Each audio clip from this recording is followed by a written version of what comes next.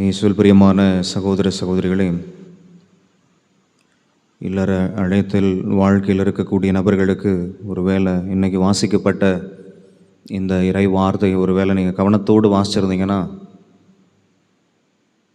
ஒருவேளை ஒரு சிலருடைய வாழ்க்கையில் சற்றே முரண்பாடு இந்த வார்த்தை கொடுக்கலாம்.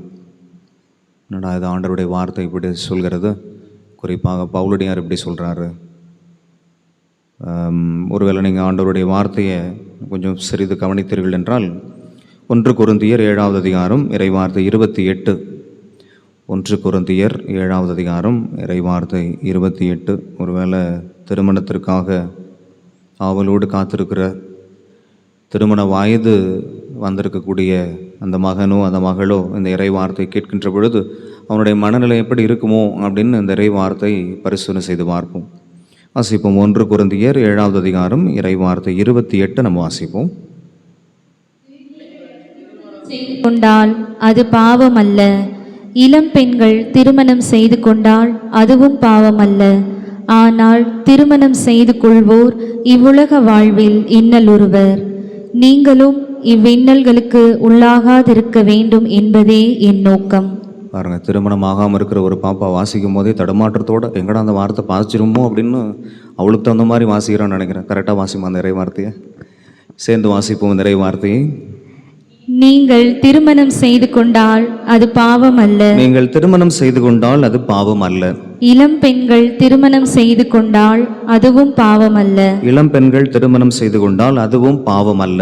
ஆனால் திருமணம் செய்து கொள்வோர் இவ்வுலக வாழ்வில் இன்னலுறுவர். திருமணம் செய்து கொள்வோர் இவ்வுலக வாழ்வில் இன்னலுறுவர். இன்னைக்கு மேரேஜ் ஆனிவர்சரி கொண்டாடுற 2 குடும்பம் இந்த இறை வார்த்தையை கொஞ்சம் அப்படியே வாசித்து பார்த்தீங்கன்னா, திருமணம் செய்து கொள்வோர் இந்த உலக வாழ்வில் இன்னல் ஒருவர். ஓகே, அடுத்து நீங்கள் இவ்வின்னல்களுக்கு பாருங்க, மறுபடியும் கல்யாணமாகாத பாப்பா கரெக்டாக வாசிமா. நீங்கள் அவ்வின்னல்களுக்கு உள்ளாகாதிருக்க வேண்டும் என் நோக்கம். அது வாசிக்க மாட்டா பாருங்க. நீங்கள் அவ்வின்னல்களுக்கு உள்ளாகாதிருக்க வேண்டும் என்பதே என் நோக்கம். அப்படின்னா என்ன சொல்றாருன்னா, நீ கல்யாணம் பண்ணிக்காதன்றார். ஒருவேளை ஆண்டவருடைய வார்த்தையை நம்ம அப்படி லிட்டரலாக எடுத்துக்கிட்டோம்னா, இதனால் நிறைய சபையில் இருக்கக்கூடியவங்கள்லாம் பார்த்திங்கன்னா ஒருவேளை கல்யாணமே ஆகாமல் அப்படி இருக்கிறாங்க.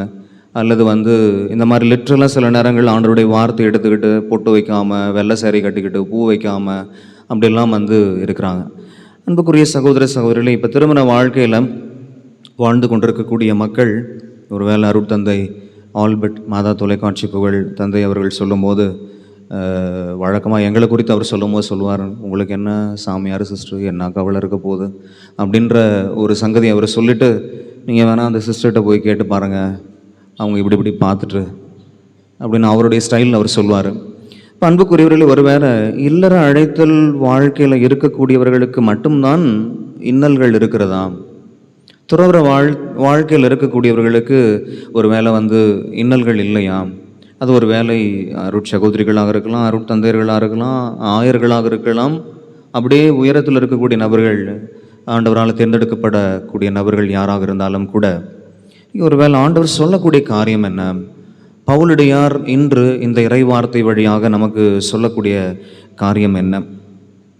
அன்புக்குரிய சகோதர சகோதரிகளே, இப்போ அவர் என்ன சொல்கிறாருன்னா, திருமணம் நீங்கள் திருமணம் செய்து கொள்கிறீர்கள் என்று சொன்னால் அது பாவம் இல்லை. அது இல்லற அழைத்தல் வாழ்க்கை. கடவுள்தான் தகுந்த துணையை கொடுக்கிறேன் என்று அவர் வாக்குறுதி கொடுத்தார். தகுந்த துணையை அவர் கொடுக்கிறார். சில நேரங்கள் அன்புக்குரிய சகோதர சகோதரி, இந்த இல்லற அழைத்தல் வாழ்க்கைக்கு நம்ம பரிசோதனை செய்து பார்க்கின்ற பொழுது நிறைய நேரங்களில் இந்த குருத்து வாழ்க்கையில் 15 ஆண்டுகளாக பார்க்கிறோம். ஒரு வேளை திக் ஃப்ரெண்ட்ஸாக அல்லது காதலர்களாக இருக்கக்கூடியவர்கள்லாம் திருமண வாழ்க்கையில் பார்த்தீங்கன்னா அப்படியே பேர் மாறி இருக்கும். இப்போ நீ இவனோட இல்லையே, நீ இவளோட இல்லையே, நீ காதலிக்கின்ற நபர் இவர் இல்லையே, நீ இந்த நபரை திருமணம் செய்து கொள்கிறாயே அப்படின்னா என்னென்னா, திருமண வயது வரையிலும் கூட எத்தனையோ நபர்களோட உங்களுக்கு பார்த்தீங்க அப்படின்னா நல்ல ஒரு உறவு இருந்திருக்கலாம். ஒருவேளை நண்பர்களாக அல்லது நீங்கள் விரும்பக்கூடிய என்ன சொல்கிறது காதலர்களாக கூட இருந்திருக்கலாம். ஆனால் திருமணத்தில் சில காதல் திருமணம் வரையிலும் அது வருவது கிடையாது. நேசிக்கக்கூடிய அந்த நபர் சில நேரங்களில் ஒருவேளை அது உடல் ரீதியான மன ரீதியான பிரிவுகளாக இருக்கலாம். அப்போ அன்புக்குரியவர்களே, தகுந்த துணையை நான் தான் உங்களுக்கு கொடுக்கிறேன் என்று கடவுள் சொல்லியிருக்கிறார். தகுந்த துணையை ஆண்டவர் கொடுத்திருக்கிறார். ஒருவேளை விவிலியத்தில் நாம் பார்க்கின்ற பொழுது முதல் திருமணத்தை ஆண்டவர் தாமே நிகழ்த்தி வைத்திருக்கிறார். ஆகவே திருமணம் என்பது, நீங்கள் திருமணம் செய்து கொள்ளக்கூடிய காரியம் என்பது அது பாவம் இல்லை அப்படின்னு பவுலடியார் சொல்கிறார். ஆனால் அந்த திருமண வாழ்க்கையில் அவர் சொல்லக்கூடிய வார்த்தை இப்படி சொல்கிறது: திருமணம் செய்து கொள்வோர் இந்த உலக வாழ்வில் இன்னல் உருவார்கள். அப்படின்னா என்ன அர்த்தம்னா, ஒருவேளை நம்ம இந்த அருட்சாதனத்தை நீங்கள் பெற்றுக்கொள்ளக்கூடாது அப்படின்றதுக்காக கிடையாது. இல்லற அழைத்தல் வாழ்க்கையிலும் கட்டாயமாக அங்கே துன்பங்கள் உண்டு. துறவர அழைத்தல் வாழ்க்கையில் எப்படி துன்பங்கள் இருக்கிறதோ அதுபோல இல்லற அழைத்தல் வாழ்க்கையிலும் துன்பங்கள் உண்டு. அதிலும் குறிப்பாக நாம் வாழக்கூடிய இந்த நாட்களிலே கடவுள் தகுந்த துணையை நாம் ஆண்டவருடைய திருவுளத்தை கண்டுபிடிக்காமல், இன்றைக்கி எத்தனையோ திருமணம் பார்த்தீங்கன்னா என்ன சொல்கிறாங்க, 1000 பொய்யை சொல்லியாவது, 1000 பொய் தானே, அது 1000 பொய் தான், எது பொய் எது உண்மைன்னே தெரில. அன்புக்குரிய சகோதர சகோதரிகளே, அப்போ ஒரு திருமணம் நடந்து முடித்து விடுகிறது. ஆனால் அந்த திருமண வாழ்க்கையில் அவர்கள் பயணித்து கொண்டிருக்கக்கூடிய அந்த பயணமானது சற்றே கடினமானதாக இருக்கிறது. இப்போ பவுலடியார் என்ன சொல்கிறார் அப்படின்னா, ஓகே, நீ திருமணம் செய்து கொள்கிறாய் என்று சொன்னால் உன்னுடைய திருமண வாழ்க்கை, அந்த அழைத்தல் வாழ்க்கைக்குள் உன்னுடைய வாழ்வு அமைந்திருக்க வேண்டும். இன்னைக்கு மிக அழகாக யோசேப்பினுடைய அந்த நினைவை கொண்டாடக்கூடிய அந்த நாட்களில் அன்புக்குரியவர்களே, ஆம் என்று வாக்குறுதியை நாம் கொடுக்கின்ற பொழுது அந்த ஆமானது கடவுளை சந்திக்கும் வரையிலுமாக இருக்கிறதாம். அதான் பவுலடியார் இன்னைக்கு மிக அழகாக நமக்கு சொல்லி கொடுக்கிறார். அப்போ அன்புக்குரியவர்கள், அவர் சொல்லக்கூடிய காரியம் என்னென்னா, ஓகே, நீங்கள் இன்னலுக்கு உள்ளாகாமல் இருக்க வேண்டும் என்பது தான் என்னுடைய நோக்கம் அப்படின்னு சொல்லக்கூடிய காரியம் என்ன அப்படின்னா, இப்போ எப்படி திருமண அந்த அழைத்தல் வாழ்க்கை அல்லது இந்த இல்லற அழைத்தல் வாழ்க்கை இந்த துன்பம் இல்லாமல், இன்னல் இல்லாமல் அந்த வாழ்க்கை எப்படி இருக்கும் அப்படின்னா, நம்ம கடவுளுக்கு முதன்மையான ஒரு இடத்தை கொடுக்கின்ற பொழுது, கடவுளை முதன்மையாக நீங்கள் உங்களுடைய குடும்பத்தினுடைய அந்த முக்கியமான நபராக நீங்கள் அவருக்கு முக்கியத்துவம் கொடுக்கின்ற பொழுது உங்களுடைய இல்லற அழைத்தல் வாழ்க்கையில் அந்த இன்னல் உறாதபடிக்காக அந்த நல்லாயன் ஆண்டவர் இயேசு கிறிஸ்து உங்களுடைய குடும்பத்தை வழிநடத்தி செல்வார். இப்போது புனித சூசைப்பருடைய வாழ்விலும் அன்னை மரியாவினுடைய வாழ்விலும் ஒருவேளை புரிதலில் சில சிக்கல்கள் இருந்ததா, கருத்து வேற்றுமைகள் இருந்ததா அப்படின்னா கட்டாயம் இருந்திருக்கும். ஏனென்று சொன்னால், ஒரு வேளை நம்ம பாரம்பரிய பிரகாரம் நாம் பார்க்கின்ற பொழுது அன்னை மரியா மிக சொற்பமான ஒரு சிறிய வயதில் அவங்க அந்த திருமண வாழ்க்கைக்குள் வருகிறார்கள். புனித சூசைப்பர் யோசேப்பை குறித்து சொல்கிறது, கட்டாயம் அவருக்கும் அன்னை மரியாவுக்கும் வயது வித்தியாசம் உண்டு. இன்றைக்கெல்லாம் 1 வயசு 2 வயசு அல்லது 5 வயசு அப்படின்னு சொன்னாலே அது ஜென்ரேஷன் கேப் மாதிரி ஆகிடுது. மனைவி என்ன சொல்கிறான்னு கணவனுக்கு புரியல, கணவன் என்ன சொல்கிறான்னு மனைவிக்கு புரியல. கருத்து வேற்றுமைகள் அங்கே வருகிறது, மனக்கசப்புகள் அங்கே வருகிறது, இன்னல்கள் அங்கே வருகிறது. அன்புக்குரியவர்களே, ஆனால் திருக்குடும்பமானது புனித சூசையப்பரும் அன்னை மரியாவும் தந்தையாம் இறைவனை தங்களுடைய குடும்பத்தினுடைய மையமாக வைத்ததனாலே ஆண்டவர் இயேசு கிறிஸ்துவை அவர்கள் தங்களுடைய குடும்பத்தினுடைய மையமாக வைத்ததனால, அதனால தான் இன்றைக்கி பார்த்தீங்கன்னா கணவன் மனைவி தனியாக இருக்கின்ற பொழுது ஒரு வேளை அவங்களுக்குள்ள அந்த சண்டை சச்சரவுகள் இருந்தாலும் கூட ஒரு குழந்தை அப்படின்னு வரும்போது அந்த குழந்தைக்காக வேண்டி நிறைய காரியங்களை அவர்கள் சாக்ரிஃபைஸ் பண்ண ஆரம்பிப்பாங்க. இது உலக ரீதியாக நம்ம பார்க்கக்கூடிய ஒரு காரியம். அப்போ இன்றைக்கி பவுலடியார் நமக்கு சொல்லக்கூடிய காரியம் ஏனென்று சொன்னால், இதை அப்படியே நம்ம 31வது வசனத்தோடு நம்ம நிப்பாட்டிட்டோம்னா இந்த ஒரு குழப்பம் இருக்கும், ஒரு தெளிவில்லாத ஒரு சூழ்நிலை. பவுலடியார் என்ன தான் சொல்ல வர்றாரு அப்படின்னு மிக அழகாக அந்த 32வது வசனத்தில் 1 கொரிந்தியர் 7வது அதிகாரம் 32வது இறை வார்த்தை ஆங்கிலத்தில் வாசிச்சிருவோமா? பைபிள் இங்கிலீஷில் 1 Corinthians chapter 7 verse 32. I would like you to be free from anxieties. He who is not married is concerned about the things of the Lord and how to please the Lord. Okay, இதை அப்படியே தமிழில் வாசிப்போம் நிறைய வார்த்தையை. ஏன் பவுலடியார் இன்னைக்கு இந்த திருமணத்தை குறித்து அவர் இப்படி சில வார்த்தைகளை மட்டும் நம்ம எடுத்துக்கிட்டு அதன் பிரகாரம் வாழ்கின்ற பொழுது நிறைய அங்கே குழப்பங்கள் வருகிறது. அவை அன்புக்குரிய சகோதர சகோதரர்கள், நிறைய சபையில் பார்த்திங்கன்னா திருமணமே செய்யாமல் அப்படியே வாழக்கூடிய சில சபைகள்லாம் கூட உண்டு. அவ இன்னைக்கு பவுலடியார் சொல்லக்கூடிய ஒரு காரியம் வாசிப்போம் நிறைய வார்த்தை 1 கொரிந்தியர் 7வது அதிகாரம் 32வது இறை வார்த்தை. நீங்கள் கவலையற்றவர்களாய் இருக்க வேண்டும் என்றே நான் விரும்புகின்றேன். மனமாகாதவர் ஆண்டவர்க்குரியவற்றில் அக்கறை கொள்கின்றார்.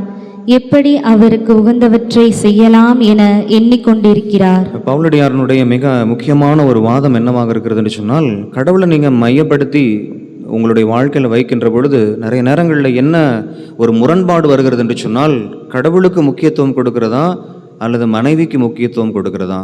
நிறைய குடும்பங்களில் இந்த ஒரு சேயிங்க நீங்கள் கேட்டிருப்பீங்க, கோயிலையே கட்டிக்கிட்டு கெதின்னு அழுதுட்டு இருக்கிறீங்களே, அப்புறம் என்ன எதுக்கு கல்யாணம் பண்ணிக்கிட்டீங்க இப்படின்னு நிறைய சண்டை போடக்கூடிய கணவன் மனைவி வயசு வருஷம்லாம் இருக்கிறான்.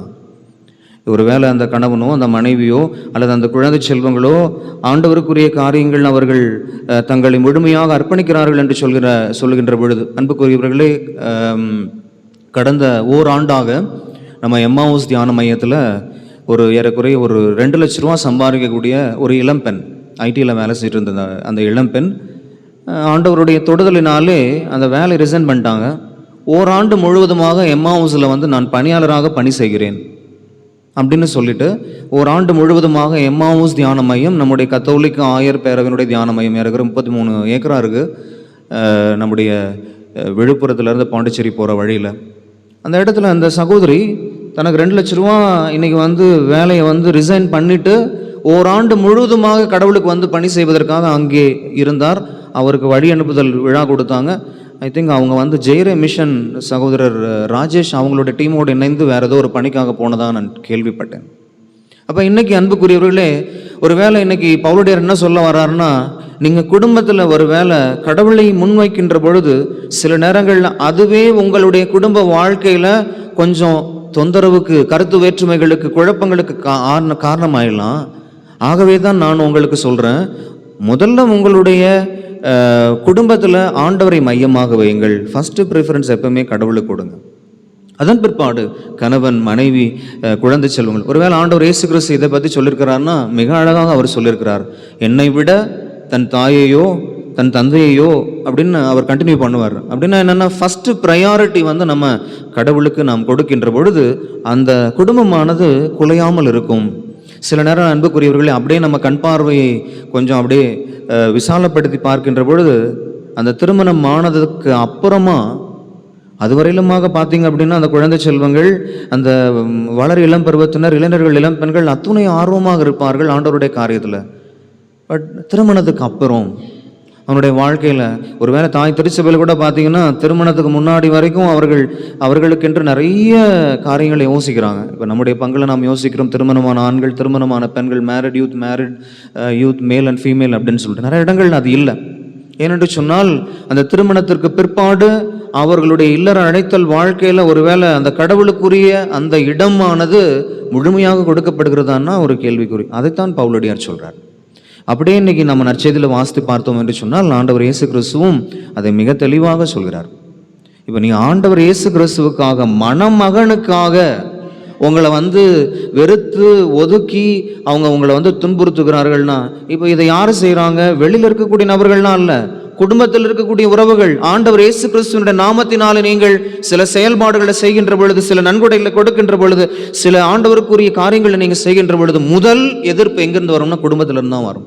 ஃபாதர், இது இல்லற அழைத்தல் மட்டும்தானா? இல்லை, இறை அழைத்தலும் இப்படிப்பட்ட ஒரு காரியம் வரும். எப்படின்னா, நீங்கள் எல்லாம் பிழைக்க தெரியாத சாமியாராக இருக்கிறீங்க, பிழைக்க தெரியாத சாமியார். அவங்கள பாருங்கள், இது வச்சுருக்குறாங்க, அது வச்சுருக்குறாங்க, எப்படிலாம் இருக்கிறாங்க, நீங்கள் பாருங்கள் பிழைக்க தெரியாத சாமியார். இப்படி அன்புக்குரியவர்களே, அது இல்லற அழைத்தல் வாழ்வாக இருந்தாலும் துறவர அழைத்தல் வாழ்வாக இருந்தாலும் நம் ஆண்டவரை மையப்படுத்துகிற பொழுது, மானிட மகனுக்கு முக்கியத்துவம் கொடுக்கின்ற பொழுது சில நேரங்களில் குடும்ப உறவுகள் கூட உங்களை வெறுத்து ஒதுக்கலாம். ஆகவே தான் பவுலடியார் சொல்லார், நீங்கள் இன்னலுக்கு ஆளாவீர்கள். அன்புக்குரிய சகோதர சகோதரிகளே, கண்களை மூடி கரங்களை குவித்து நம்ம பரிசோதனை செய்து பார்ப்போம். 2 அழைத்தல் வாழ்வு தான். ஒன்று இறை அழைத்தல், இன்னொன்று இல்லற அழைத்தல் வாழ்வு. அந்த அழைத்தல் என்பது தாயினுடைய கருப்பையில் நாம் உருவாவதற்கு முன்பாகவே கடவுள் நம்மை முன்குறித்து வைக்கிறார். தகுந்த துணை என்று சொன்னால் தாயினுடைய கருப்பையில் உருவாவதற்கு முன்பாகவே கடவுள் உங்களுக்கான தகுந்த துணையை அவர் உங்களுக்காக வைத்திருக்கிறார். அது ஆண்டவருடைய சமூகத்தில் நாம் அமர்ந்து ஆண்டவருடைய திருவுள்ளத்தை உணர்ந்து கொள்கிறோம் என்று சொன்னால் அந்த தகுந்த துணையானது தகுந்த நேரத்தில் தகுந்த நாட்களில் உங்களுக்கு கிடைக்கும். அந்த பயணமானது ஆண்டவரை சந்திக்கும் வரையிலுமாக அது இருக்கும். ஆண்டவரை மையப்படுத்தி வாழ்கின்ற பொழுது இந்த அழைத்தல் வாழ்க்கையில் நாம் தடுமாறாமல் பயணித்து கொண்டே இருப்போம். திருக்குடும்பத்தை போல புனித சூசையப்பரிடமாக நாம் இந்த அருமையான மாலை பொழுது ஒரு சகோதரி மிக அழகாக ஒரு விண்ணப்பத்தை கொடுத்தார். ஃபாதர், என் கணவனோடு நான் இணைந்து வாழ வேண்டும், அவ்வளோதான் என்னுடைய நோக்கம். ஏதோ ஒரு கருத்து வேற்றுமையினால என்னை கொண்டு என்னோட அம்மா வீட்டில் விட்டுட்டாரு. என் மகனிடத்தில் என்ன சொன்னாருன்னு தெரில, என் மகன் கூட என் கூட பேச மாட்டான். எனக்காக கொஞ்சம் ப்ரேயர் பண்ணுங்க ஃபாதர். என் கணவனோடு நான் சேர்ந்திருக்க வேண்டும், என் குடும்பத்தோடு நான் சேர்ந்திருக்க வேண்டும். பையன் கல்லூரியில் படிக்கிறான் இந்த அருமையான நாட்களிலே. அன்புக்குரியவர்களே, இன்றைக்கி திருமண வாழ்க்கையில், இல்லற அழைத்தல் வாழ்க்கையில் எத்தனையோ இன்னல்களோடு இருக்கக்கூடிய குடும்பம் கடவுளை மையப்படுத்தி கடவுள் கொடுக்கக்கூடிய எல்லா ஆசீர்வாதங்களை பெற்றுக்கொள்ள வேண்டும் என்று தொடர்பிருக்கும் திருப்பலியில் மன்றாடுவோம். திருக்குடும்பத்திற்கு பாதுகாவலராக இருக்கிற புனித சூசையப்பர் இல்லற அழைத்தல் வாழ்வில் பயணிக்கும் உங்கள் ஒவ்வொருவருக்கும் நிறைய ஆசீர்வாதத்தை பெற்றுக் கொடுப்பாராக.